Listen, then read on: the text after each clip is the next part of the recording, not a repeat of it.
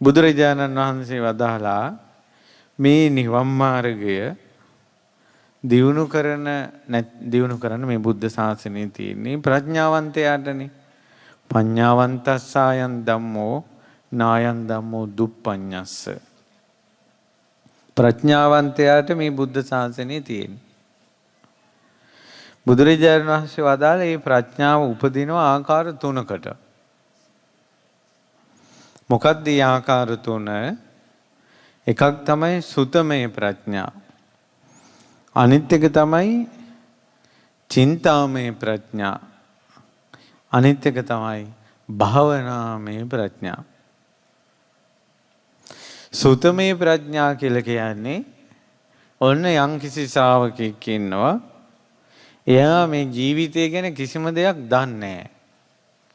ඒ කියන්නේ සසර ගැන, අපි මැරිලා ඉපදෙන විදිහ, මේ ජීවිතයේ අභ්‍යන්තරය ගැන, අපේ හිත වැඩ කරන හැටි, මේ කිසිම දෙයක් එයා දන්නේ නැහැ.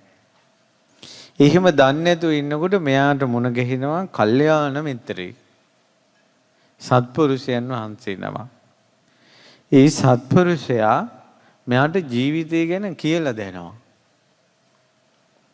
සසර ගමන මෙහෙමයි, ඉපදිලා මැරෙන්නේ මෙහෙමයි, මේ ලෝකෙට බුදුරජාණන් වහන්සේ නමක් පහළ වුණ බව, ශ්‍රී සද්ධර්මයේ ආර්ය මහා සංඝරත්නය, සීලය ගැන, සමාධිය ගැන, ප්‍රඥාව ගැන මේවා කියලා දෙනවා. ඒතර මේ ලෝකයේ අන් අයට අහන්න නොලැබෙන දෙයක් මේ කෙනාට අහන්න ලැබෙනවා. ඒ ඇසීම තුළින් අන් අය නොදන්නා දෙයක් මෙයා දැනගන්නවා. අන්න ඒ අන් අය නොදන්නා දේ, ජීවිතය ගැන, සසර ගැන සත්පුරුෂයාගෙන් අහන්න ලැබුණාට පස්සේ එයාට ජීවිතය ගැන එන දැනුමට කියනවා සුතමය ප්‍රඥා. සුතමය ප්‍රඥා. එතකොට බහුතරයකට 199%ටම තියෙන්නේ බණ අයගෙන් මේ තියෙන දහම් දැනුම සුතමය ප්‍රඥා. පමණයි. ඊළඟ බලමු මොකද්ද කියලා. චින්තාමය ප්‍රඥා.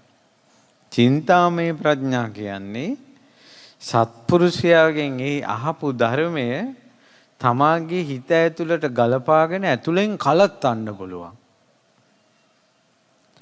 ජීවිතේ මුහුණ දෙන අත්දැකීම් එක්ක ධර්මය හොඳට ගලපා ගන්න පුළුවන් ඇතුළේ.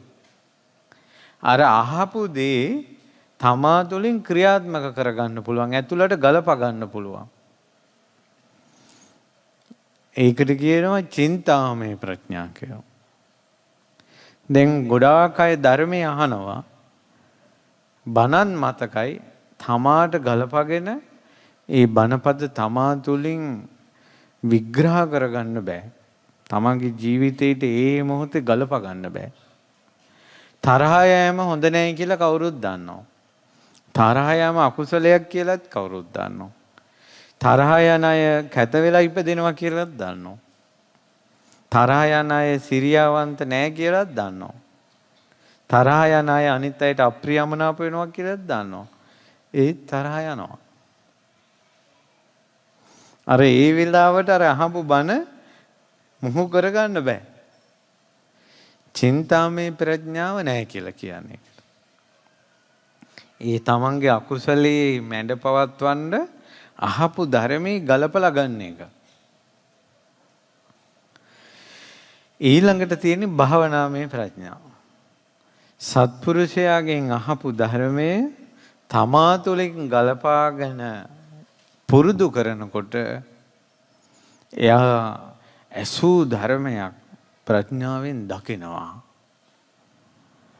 මෙතෙක් ඇසූ දුක්ඛාරිය සත්‍ය තමා තුළින්ම දකිනවා. අන්න තමා තුළින්ම ධර්මයේ දැකීමට කියනවා භාවනාමය ප්‍රඥා කියලා.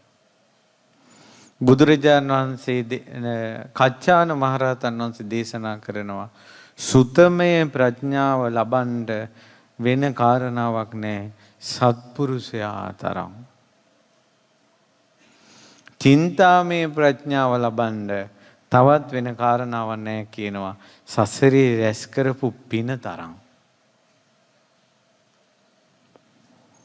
භාවනාමේ ප්‍රඥාව ලබන්න වෙනත් කාරණාවක් නැහැ කියනවා.